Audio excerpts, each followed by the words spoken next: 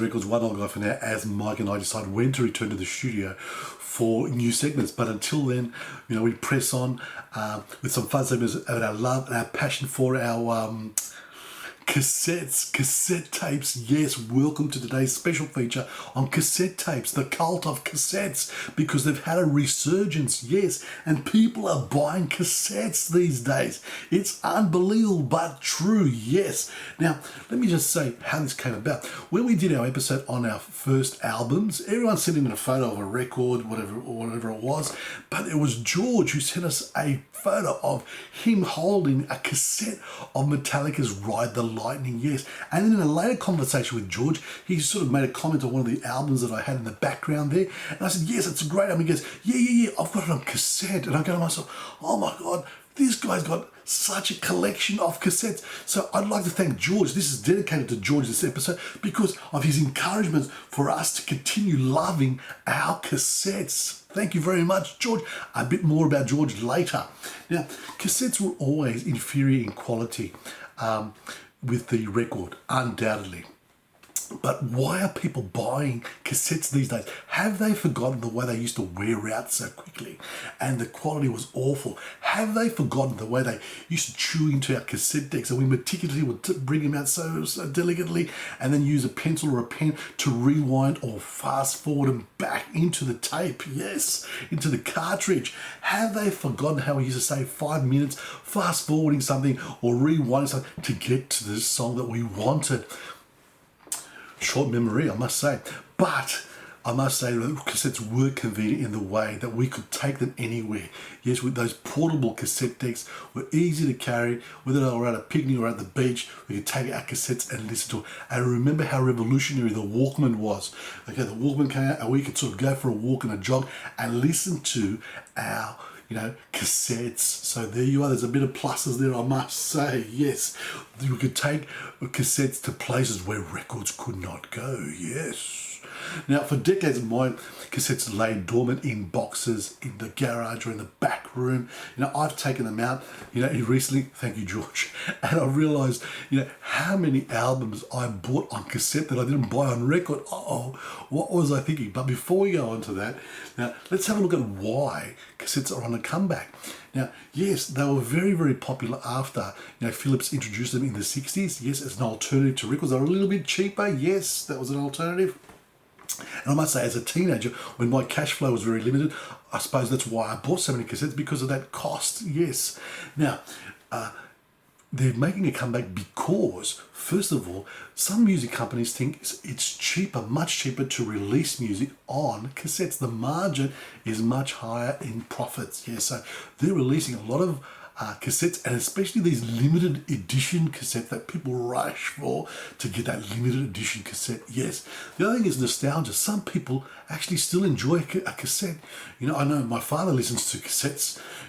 He enjoys the fast forward, the flipping over the cassette, the rewind. He loves it all. He loves recording, stuff on cassette. So yes, there's a bit of nostalgia, and of course the cultural force of hipsters. Hipsters have got such a big say in our pop culture that they're about change, but it's ironic the way they bring back old stuff for that change. So they're driving a lot of this resurgence for cassettes. Now, before I go into some of my cassettes that I've chosen for today, let's have a look at some of the photos and cassettes that people have actually sent us through. And the first one has to be the king of cassettes, and that is George. And George has sent us Nuclear Assault Survive from 1988 and Stormtroopers of Death, Speak English or Die from 1985.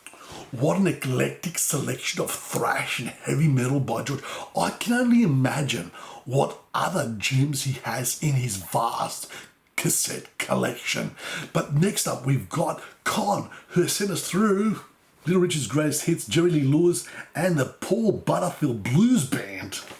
So Con's gone for some classics, that are timeless classics, such as Jerry Lee Lewis and, of course, Little Richard. And he's introduced us to a new blues band, yes. And he's actually left a song on our Facebook page for us to sort of get introduced to. And lastly, we've got Andreas. Andreas has sent us a photo, and he's obviously a big fan of this band. So let's have a look. Queen's Greatest Hits Volume 1 and Volume 2. Andreas must be a huge Queen fan because he's got the Daily Double, he's got the cassettes, and he's got the t-shirt. So he is a huge Queen fan. Thank you very much to George, thank you very much to Con, and thank you very much to Andreas.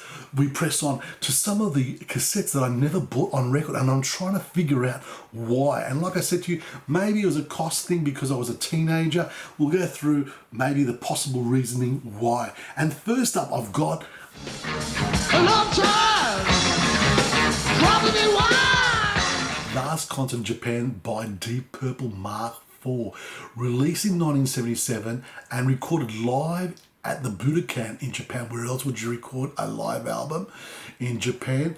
And it was released because it was a tribute to Tommy Bolin, the guitarist who had died in the meantime. Now, why would I buy this? Now, I loved David Coverdale. I love Glenn Hughes on bass. I love, Tommy Bolin on guitar.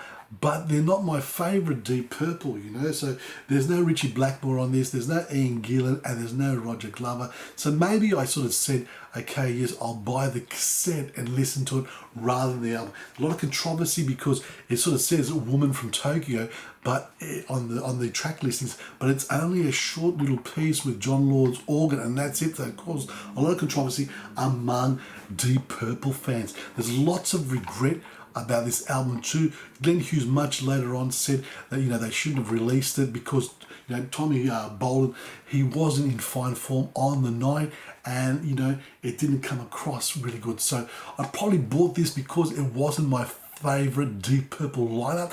That is Last Concert in Japan.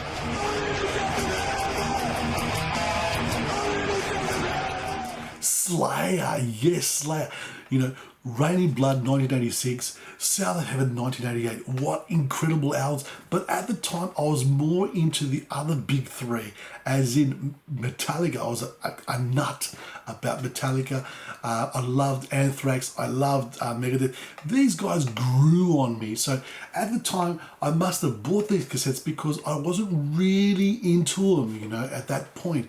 And maybe I was still scared if my parents called me with those album covers, they'd be saying, what the hell are you listening to? So maybe there was that also. But Slayer's cassettes, and I love Raining Blood because it just goes over half an hour. So side A and side B is the album. So there's no there's no individual songs for side A and side B. It's just the full album on side A and the full album on side B. Slayer in double stereo, yes.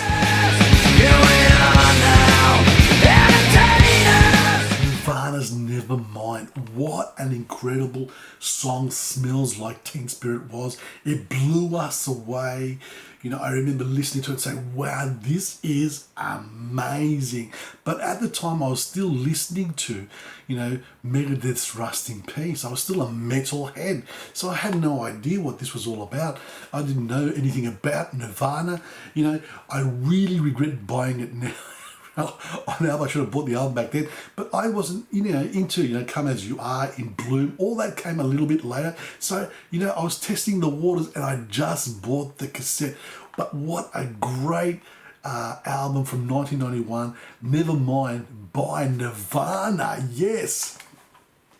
So they're just a few of the cassettes that I bought on cassette rather than record. An incredible thing, and I've probably got so many regrets there, yes, but that was it. Now I hope you've enjoyed today's episode, something a little bit different. I hope we can come back to cassettes at some time in the future. I'm sure George will remind me 100%, but tell us what you think about cassettes. Did you buy lots of cassettes? Did you keep any cassettes? Did you throw them all away? Yes, what happened to your cassettes? Don't forget to send in your comments, on our Facebook page, on our YouTube channel. Subscribe to our YouTube channel, share these episodes with all your friends, and I will see you soon.